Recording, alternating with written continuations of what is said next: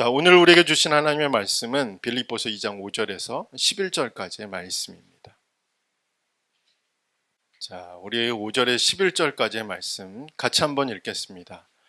너희 안에 이 마음을 품으라. 곧 그리스도 예수의 마음이니 그는 근본 하나님의 본체시나 하나님과 동등됨을 취할 것으로 여기지 아니하시고 오히려 자기를 비워 종의 형체를 가지사 사람들과 같이 되셨고 사람의 모양으로 나타나사 자기를 낮추시고 죽기까지 복종하셨으니 곧 십자가에 죽으심이라.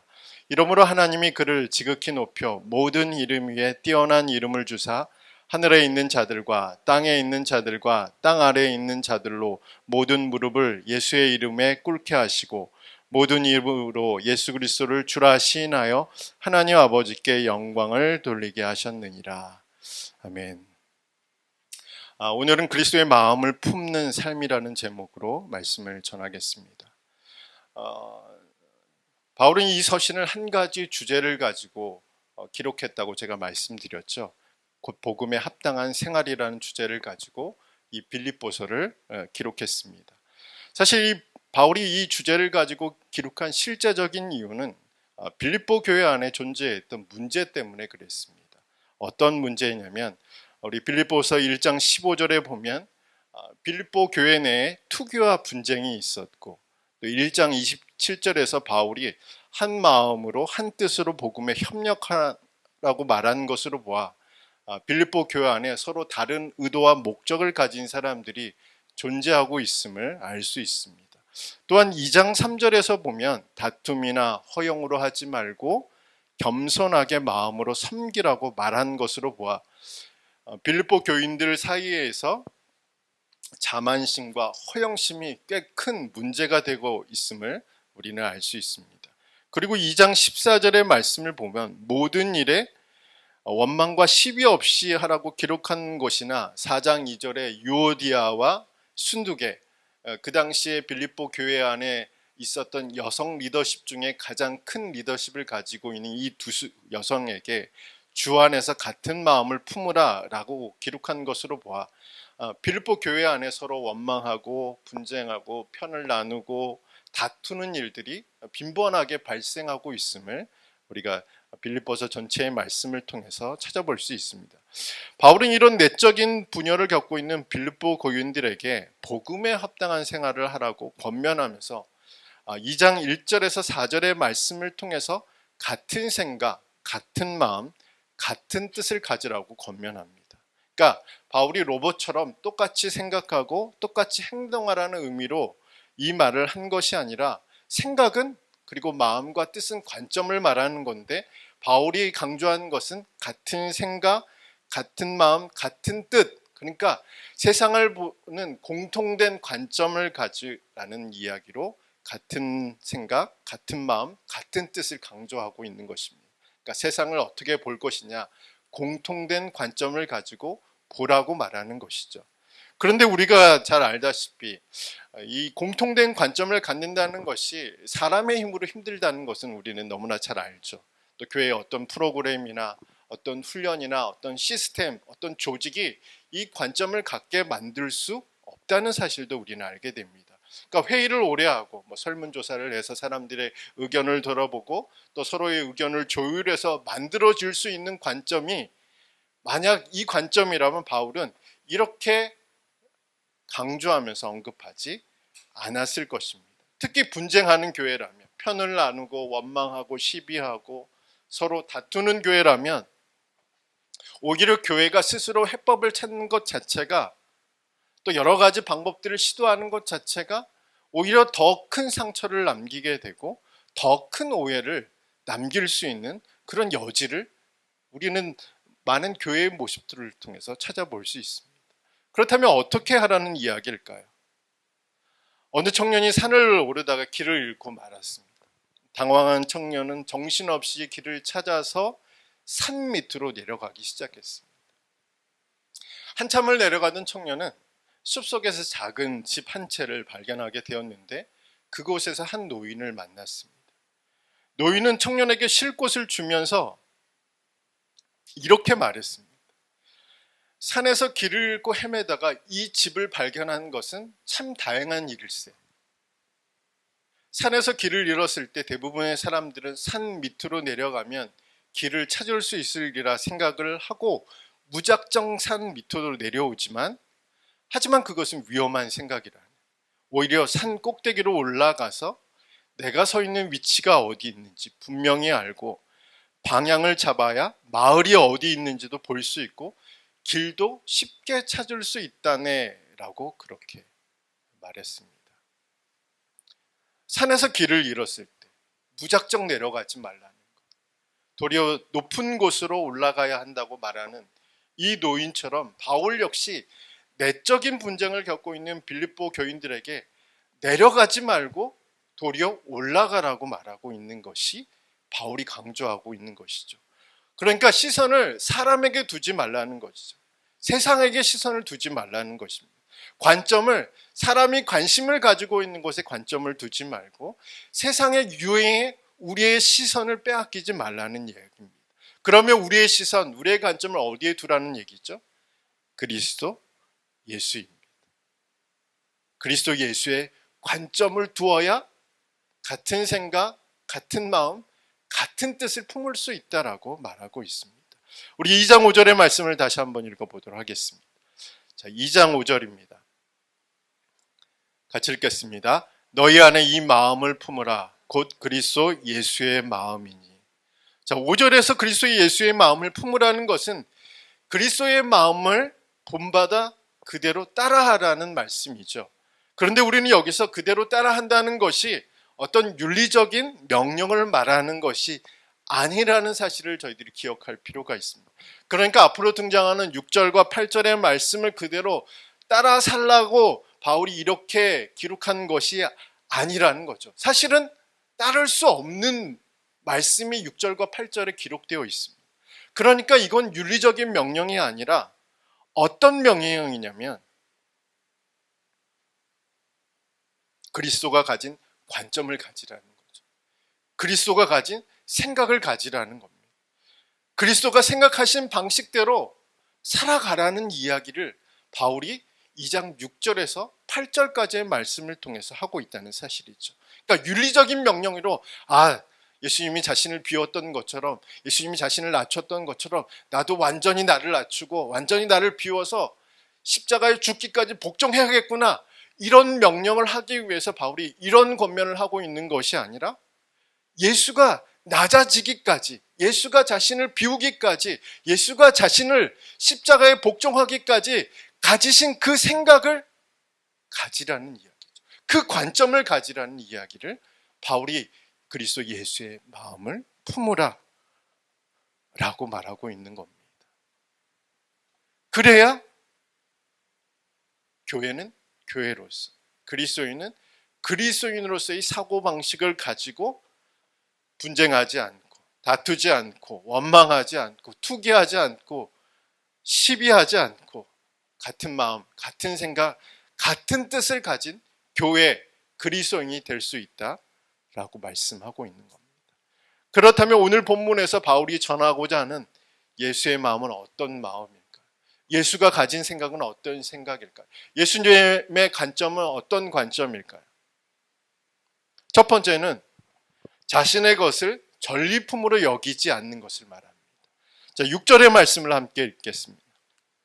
자, 6절 같이 읽겠습니다. 시작.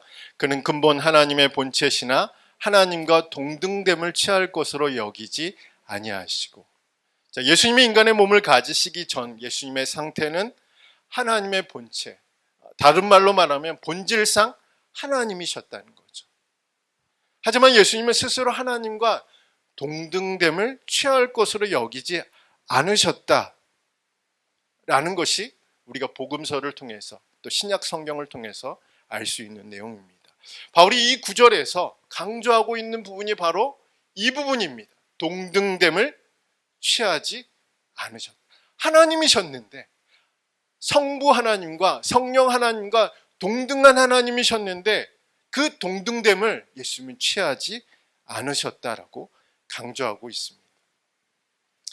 취한다라는 단어가 매우 중요하잖아요. 동등됨, 취하지 않았다. 이 취하지 않았다는 것은 전리품이라는 의미를 가지고 있습니다.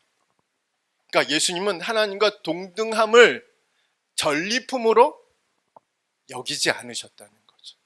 그러니까 하나님으로서의 지위, 권리, 특권, 영광을 자신이 당연히 누려야 할 수 있는 것으로 여기지 않으셨다는 겁니다.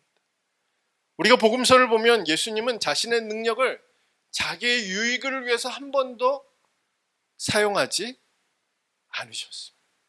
그 능력이 있으심에도 불구하고 40일을 굶주렸음에도 불구하고 돌을 떡덩이로 만드는 그것조차도 예수님이 하지 않으셨어요. 예수님이 하셨던 행위들은 다 뭐였죠?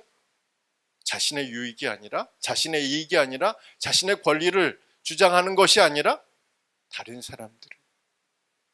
사람들의 유익을 위해서, 이익을 위해서, 권리를 위해서 그 능력을 행사하셨다는 사실들을 우리는 복음서를 통해서 알 수 있습니다. 바울 역시도 마찬가지였죠. 사도로서 누릴 수 있는 권한이 있었고 권리가 있었고 특권이 있었습니다. 그러나 사도 바울은 그것 하나 주장하지 않으셨죠. 그에게 능력이 없었던 것도 아니죠. 바울이 작업했던 그 앞치마, 그것을 던졌더니 능력이 나타났어요. 병고침의 역사가 나타났죠. 그러니까 능력이 없어서 그런 권한, 그런 권리, 그런 특권을 사용하지 않은 것은 아니라는 생각. 오히려 동등됨을, 그것을 자신은 전리품으로 생각하지 않았다는 거죠. 오직 그 능력과 그 권리를 다른 사람을 위해서, 교인들을 위해서, 성도들을 위해서 사용했던 모습들을 우리 바울의 모습을 통해서 알 수 있습니다. 이런 마음이 교회 안에 있어야 되는 거죠. 이런 마음을 교회를 구성하고 있는 교인들이 가져야 되는, 성도들이 가져야 하는 마음이라는, 나의 권리를 전리품으로 여기지 않아. 내가 있는 이 자리에 어떤 유익이 있잖아요. 이익이 있잖아요. 그게 보이든 것이든 보이지 않는 것이든 그것을 내가 당연히 누려야 할 것으로 여기지 않는 것. 그것이 예수 그리스도가 가진 관점이라는 거죠. 그것이 예수님이 가진 마음이라는 겁니다. 1620년에 102명의 청교도가 뉴 잉글랜드에 정착을 했습니다. 당시 뉴 잉글랜드는 교리적으로 완벽을 추구하는 그런 청교도 사회였어요. 그러니까 말씀을 문자 그대로 지키려고 하는 그런 사회가 그 당시 사회였습니다. 그런 청교도 마을에 어느 처녀가 임신을 했습니다. 동네 사람들은 이제 아기의 아빠가 누구인지를 계속 추궁을 했죠. 그러다가 임신한 처녀가 입을 열었습니다. 아기의 아빠는 늘 검은 옷을 입고 마을의 굳은 일을 도와주는 수도사입니다. 마을이 발칵 뒤집어졌습니다. 그리고 수도사는 막바로 체포당했습니다. 그리고 수도사가 입을 열었습니다. 미안합니다. 용서해 주십시오. 하지만 마을 사람들은 그를 용서할 마음이 없었습니다. 그래서 그를 발로 차고 많이 때린 후에 감옥에 가두었습니다. 그때가 추운 겨울이었기 때문에 수도사는 그 추운 겨울 그 감옥에서 오랫동안 옥살이 하다가 결국은 그곳에서 죽음을 맞이했습니다. 사람들은 모두 수도사가 그 죄값으로 죽었다고 생각했습니다. 장사를 치를 때 마을 사람들은 깜짝 놀랐습니다. 왜 깜짝 놀랐냐면 이 수도사가 남자가 아니라 여자였다는 사실. 그러니까 수도사는 자신의 무죄를 입증할 권리를 주장하지 않고 당연히 자신이 누려야 할 그 자리 주장하지 않고 그 처녀를 위해서 자신이 그 죄를 대신 치른 것입니다.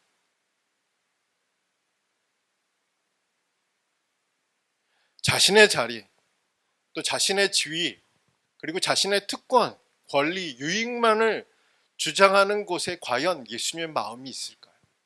자신이 가지고 있는 것, 그것이 자신의 노력에 의해서, 수고에 의해서, 헌신에 의해서 받은 것이라 할지라도 그것을 만약 자신의 전리품으로 생각한다면, 당연히 내가 누려야 할, 당연히 내가 받아야 할, 당연히 내가 행사할 수 있는 그런 어떤 것으로 생각한다면 그 마음속에 과연 예수의 마음이 있겠냐라는 것이 바울이 이 6절의 말씀을 통해서 우리에게 전하는 메시지 아니겠습니까? 바울이 이 마음을 품으라는 거죠. 당연히 내가 누릴 수 있는 것, 그것을 자신의 것으로 취하지 않고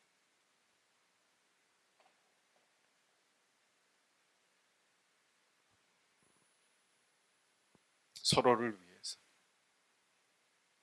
또 함께 공동체를 이루고 있는 사람들을 위해서 사용하라고 그렇게 권면하고 있습니다. 이것이 바로 예수님이 가지신 첫 번째 관점이죠. 자, 두 번째는 삶의 방향을 위가 아니라 아래로 향해 흐르게 하는 것을 말하는 겁니다. 자, 헨리 나우에는 전 세계적으로 알려진 예수의 신부이자 심리학자입니다.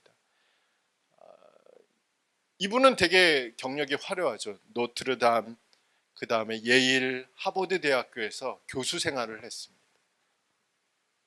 그러다가 모든 것을 내려놓고 1985년 프랑스 라르시의 정신지체 장애인 공동체인 데이브레이크 들어가게 됩니다. 책 속에 이제 새벽 그런 책 제목도 있는데 이 데이브레이크가 바로 그 내용이죠.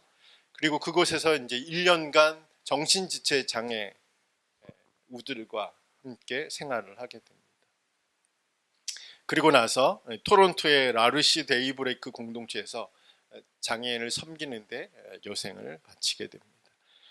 이분은 대략 30여 권의 책을 저술하셨는데 그 중에 한 권이 세상의 길, 그리스도의 길입니다. 제가 예전에 한번 언급했던 적이 있었던 책 같은데요.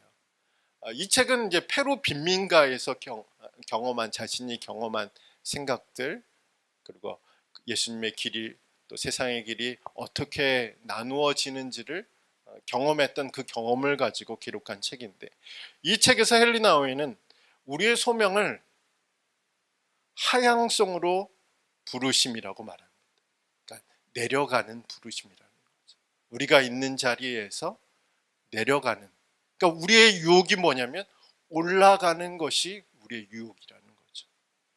그러니까 모두 위를 쳐다보고 더 높은 곳을 오르기 위해서, 또 더 큰 성공을 이루기 위해서 사는 세상의 가치관과는 완전히 반대된 삶으로 예수가 우리를 부르셨다 라고 이야기하는 책이 이 책 내용입니다. 그런데 이 책 내용도 내용이지만 사실 예수님 삶 자체가 내려가는 길이었잖아요.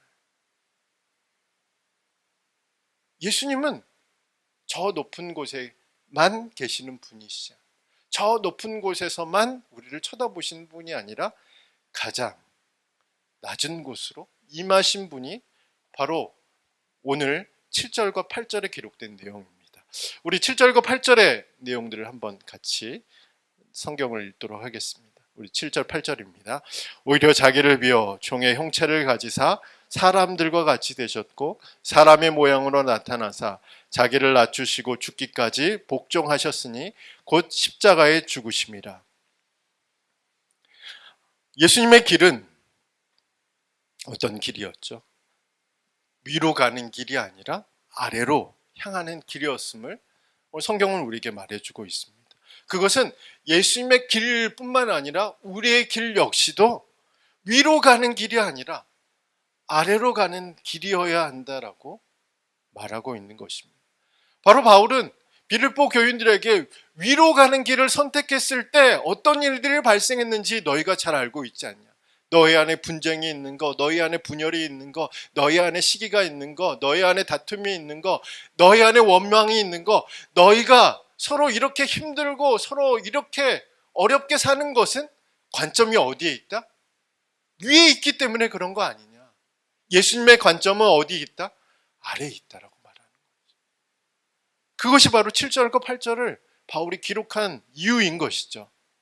그러니까 예수님은 흉내만 내시는 것이 아니라 실제로 종의 형체를 가지시고 가장 낮은 곳에 임하셨죠. 높은 곳에서만 내려보시는 분이 아니시라 직접 사람의 모양으로 이 땅에 오신 분이 바로 예수 그리스도이심을 바울은 기록하고 있습니다. 그래서 7절의 말씀을 보면 바울이 예수님을 인간의 형체가 아니라 종의 형체라고 표현하고 있는 이유는 이사야의 그 말씀 42장에서 53장의 말씀을 그대로 고난받는 종, 그 개념을 여기에서 사용하고 있기 때문에 그렇습니다. 고난받는 종은 뭐죠? 죄의 짐을 지고 사람들을 대신해서 죽는, 희생하는 그 고난받는 종이 바로 예수 그리스도이며, 예수 그리스도가 하나님과 동등됨을 취하지 않으시고 종의 형체, 곧 고난받는 종으로 이 땅에 오셨음을 증거하고 있는 것이 7절의 말씀입니다. 우리를 해방시키기 위해, 우리를 구원하시기 위해서 고난받는 종으로 이 땅에 오셨음을 증거하는 것이죠. 자, 8절의 말씀을 보면 사람의 모양으로 나타나셨다는 것은 인간이 당할 수 있는 모든 위험에 자신을 노출시켰다는 이야기죠. 그러니까 가장 낮아진 상태, 가장 약해진 상태, 그 상태를 바로 사람의 모양이라고 표현하고 있습니다. 예수님이 이렇게 자신의 몸을 종의 형체로 사람의 모양으로 이 땅에 오신 이유는, 그리고 십자가에 죽기까지 복종하신 이유는, 그 당시 빌립보 사람들이 가장 수치스럽게 생각하는 십자가의 죽음까지도 복종하신 이유는 가장 낮은 곳에 있는 자들을 구원하시기 위해서, 해방시키시기 위해서 바로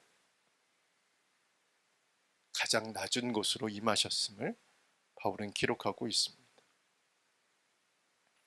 바울이 그리스도 예수의 마음을 품으라고 권면하고 있는 이유가 바로 여기에 있죠. 우리의 시선이 위로 가 있으면 분열할 수밖에 없습니다. 분쟁할 수밖에 없습니다. 사람을 구원할 수가 없는 거예요. 사람을 해방시킬 수가 없는 거예요. 내가 높아지려고 하는데 사람들이 보이겠습니다. 내가 더 높은 곳으로 올라가야 하는데 사람들이 내 눈에 차겠습니까?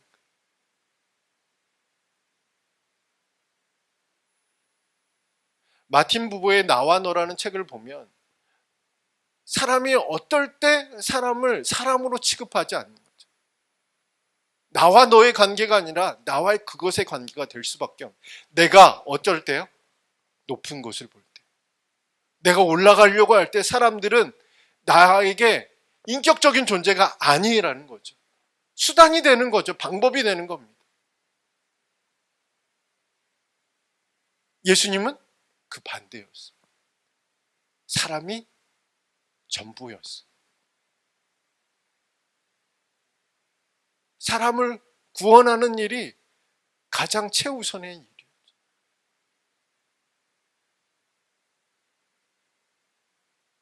박노해 씨의 사람만이 희망이다, 그 시를 읽어보면 결국 인격적인 관계 속에서 살아가기 위해서는 내가 사람을 수단으로 여기지 않고 방법으로 여기지 않고 살아가기 위해서는 결국 어떻게 해야 되죠? 내가 내려가야 돼. 예수님처럼. 바로 그곳에서 우리는 주님을 만날 수 있어요. 톨스토이의 책을 보면, 톨스토이 이제 그 단편집을 보면 그리스도를 만나고 싶어 하는 사람들이 있었죠. 근데 톨스토이의 이야기들을 보면 그리스도가 어디 왕궁에 있었다고 얘기를 하나요? 아니죠. 가장 가난한 사람들. 그리스도가 있음을 이야기하고 있는 것이 톨스토이 단편집의 이야기들이에요. 그러니까 우리는 무시하잖아요. 가난하고 약하고 부족하고 나에게 도움이 안 되는 사람들은 나에게 쓸모없는 사람이라고 생각합니다. 그런데 오늘 말씀을 보면 가장 낮은 곳에 누가 계시죠? 그리스도가 계시죠.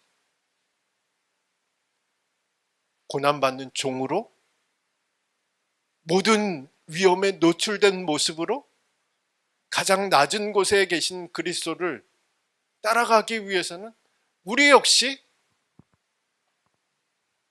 낮은 곳으로 갈 수밖에 없는, 우리의 마음이 높은 곳에 있으면 과연 그 사람 마음에 예수의 마음이 있겠습니까? 우리의 마음이 높은 곳을 향해 계속 전진하고 있다면 과연 그 마음 속에 그리스도의 마음이 있겠냐는 거죠. 자, 세 번째.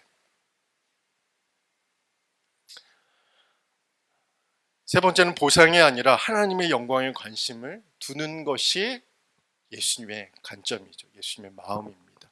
우리 9절과 11절의 말씀을 한번, 자,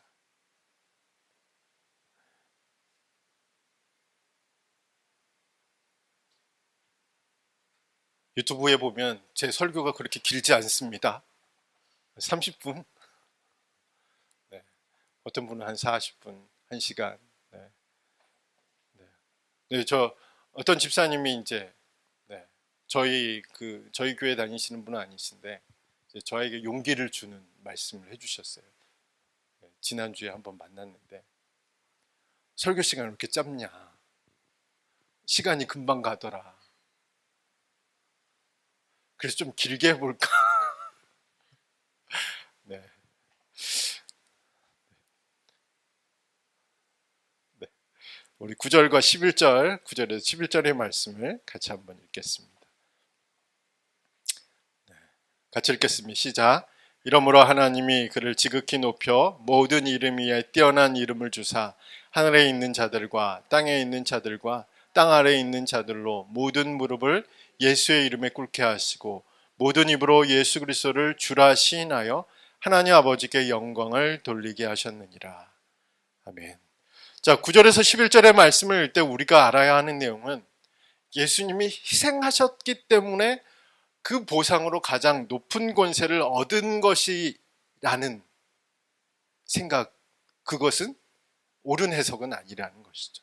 이 말씀의 핵심은 그 낮아짐을 통해서만 영광의 자리로 올라갈 수 있다는 뜻이죠. 그 일을 행하시는 것은 보상으로 주어지는 것이 아니라 하나님의 선물이고 하나님의 계획이고 하나님의 방법이고 하나님의 행위라는 사실들을 강조하는 것이 9절에서 11절의 말씀입니다. 그러니까 하나님이 예수님을 지극히 높이셨을 뿐만 아니라 그에게 세상의 모든 피조물보다 비교할 수 없는 뛰어난 이름을 주셨다는 것은 보상이 아니라 하나님이 그리스도의 행위를 정당하게 보시고 그리고 은혜로운 선물로 그 자리를 주셨다라는 관점으로 우리에게 적용을 하는 거죠.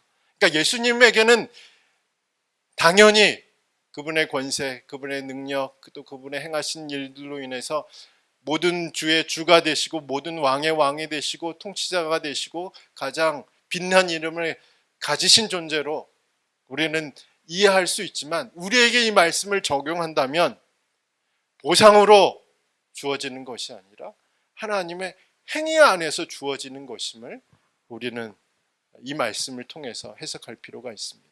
그러니까 강조점이 이것은 예수님에 대한 이야기이지만 이것을 읽고 있는 빌립보 교인들은 이 말씀이 왜 나에게 중요하지? 우리 교회에 왜 중요하지? 우리에게 어떻게 적용해야 되는지에 대해서 물어볼 거 아니에요. 예수님이 이런 분이시구나 라는 사실로만 끝나는 것이 아니라 바울이 강조하고 있는 것은 하나님의 행동에 있다는 거죠. 예수님의 낮아지심과 높아지심은 의로우신 하나님의 공의로운 행동을 강조하는 것이죠. 쉽게 설명하면 이거입니다. 성경을 읽어보면 죄 없는 자의 고난이 고난으로 끝나지 않지 않습니까? 그 사람이 회복되는 과정들을 보면 하나님이 고난당하는 자의 무죄를 인정하시고 고난당하는 자의 의로움과 정당성을 세워주시는 것으로 끝나는 장면들을 우리가 성경의 말씀을 통해서 볼 수 있습니다. 예를 들면 요셉의 생애를 한번 살펴보면 요셉의 인생은 고난이 고난으로 끝날 것처럼 보이지만 결국 그렇게 끝나지 않았습니다. 가장 먼저 어떤 일들이 있었죠? 그의 무죄가 밝혀지게 됩니다. 그리고 나서 요셉의 의로움과 정당성이 세워지는 것으로 끝난다는 사실이죠. 그것이 바로 애굽의 총리가 되는 사건이죠. 아, 높은 자리에 올랐구나. 높은 권력을 가지고 있고 뛰어난 사람들 그 위에서 통치하는 가장 위대한 사람이 되었구나. 그 이야기가 아니라 하나님이 요셉의 무죄를 인정하십니다. 그리고 요셉의 의로움과 정당성을 세워주는 작업으로 바로 요셉이 총리에 오르게 된다는 사실이죠. 자, 다윗의 생활을 한번 보면 다윗의 생애에 의해서도 고난이 고난으로 끝나지 않았어요. 고난을 겪었지만 그 고난을 통해서 다윗이 회복되는 과정을 보면 다윗이 무죄하다는 사실을 하나님이 유다와 이스라엘 사람들에게 밝히 드러내는 거죠. 또한 그가 왕위에 오름으로 인해서 그의 의로움이 드러나고 그의 삶의 정당성이 세워지는 장면들이 바로 다윗의 생애를 통해서도 알 수 있죠. 욥의 생애를 한번 또 살펴보면, 욥기를 살펴보면, 욥의 고난을 보면 욥의 고난이 고난으로 끝나지 않아요. 어떻게 되죠? 욥의 무죄가 밝혀지고 욥의 의로움이 드러나고 욥의 정당성이 세워짐으로 인해서 이 이야기가 마무리돼요. 그러니까 이런 패턴으로 우리는 예수님의 생애도 예수님의 낮아짐과 높아짐을 해석할 필요가 있다는 사실이죠. 그렇다면 이 말씀을 우리에게 적용해 보면 우리의 낮아짐, 우리의 고난, 우리의 어려움도 그것으로 끝나지 않는다는 사실. 그것으로 엔딩이 되는 건 아니라는 사실이죠. 결국은 어떤 일들이 발생해요? 우리의 무죄가 밝혀져. 우리의 의로움이 드러나는. 그리고 우리가 했던 행위들이 정당하다, 옳다라고 인정을 받게 되는 그런 결과로 나타나는 것을 바로 9절에서 11절의 말씀이 이야기하고 있는 강조점이라는 거죠. 그러니까 빌립보 교인들 안에 분쟁이 있었잖아요. 분열이 있었죠. 그 중에 스스로를 낮추는 사람들이 있었을 거 아니야. 스스로를 다른 사람들의 허물을 감춰주고 스스로 낮아지는 사람들이 있으면 스스로 고난을 당하고 어려움을 당하는 사람들이 있었을 거 아니야. 근데 그 사람들이 이 말씀을 읽을 때 어떻게 해석이 돼요? 아, 나의 낮아짐, 보상으로 이 말이 주어진다는 게 아니라 하나님의 행위로서 나의 고난이 고난으로 끝나지 않겠구나. 나의 낮아짐이 단순히 나의 낮아짐으로 끝나지 않겠구나. 나의 어려움이 나의 어려움으로만 끝나지 않겠구나라는 사실. 결국은 하나님이 나의 고난을 통해서, 나의 어려움을 통해서, 나의 낮아짐을 통해서 나의 무죄를 입증하시고 나의 의로움을 세우시고 내 행위들이 옳다함을 인정할 그때가 있겠구나 라는 사실로 해석하지 않겠습니다. 그러므로 우리가 지금 구해야 하는 것은 보상이 아니라 하나님의 영광을 구해야 하는 거죠. 내가 이렇게 했기 때문에 하나님 나 이거 해주세요. 내가 이렇게 했기 때문에 물론 그런 기도도 우리에게 필요할 때가 있겠죠. 시편에 많은 시인들이 그렇게 기도했잖아요. 근데 궁극적으로 우리가 기도해야 할 것은 보상을 구하는 것이 아니라 내가 지금 어려운 가운데 낮아짐 가운데 스스로 예수의 마음을 품고 살아가려고 하는 이 상황 가운데 내가 구해야 하는 것은 우리가 11절의 말씀처럼 하나님의 영광을 구해야 합니다. 나의 고난을 통해서 나의 어려움을 통해서 나의 낮아짐을 통해서 예수 그리스도가 존귀하게 되는 그 삶을 구해야 한다는 것이 바울이 11절의 말씀을 통해서 기록하고 있는 내용입니다. 그러므로 오늘 우리는 어떻게 살아야 될까? 보상을 구하는 삶은 늘 실망할 수밖에 없죠. 상처를 입습니다. 내가 이렇게 했으니까 이렇게 해줄 거라는 그 보상 심리가 우리의 마음을 힘들게 하고 우리의 삶을 복잡하게 만듭니다.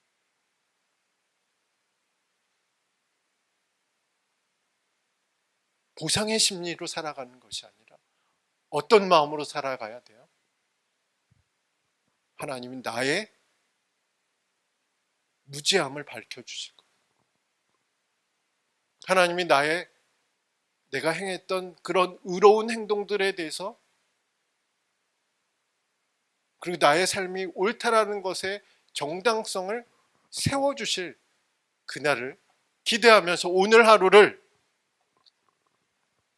하나님께 영광을 올려드리는 삶으로, 예수님을 존귀하게 하는 삶으로 살아가야 되지 않겠습니까? 이번 한 주간도 예수 그리스도의 관점을 가지고 살아가는 저와 여러분이 되길 간절히 소망합니다. 예수님의 마음을 품고 살아가기를 간절히 소망합니다. 우리 함께 찬양하겠습니다.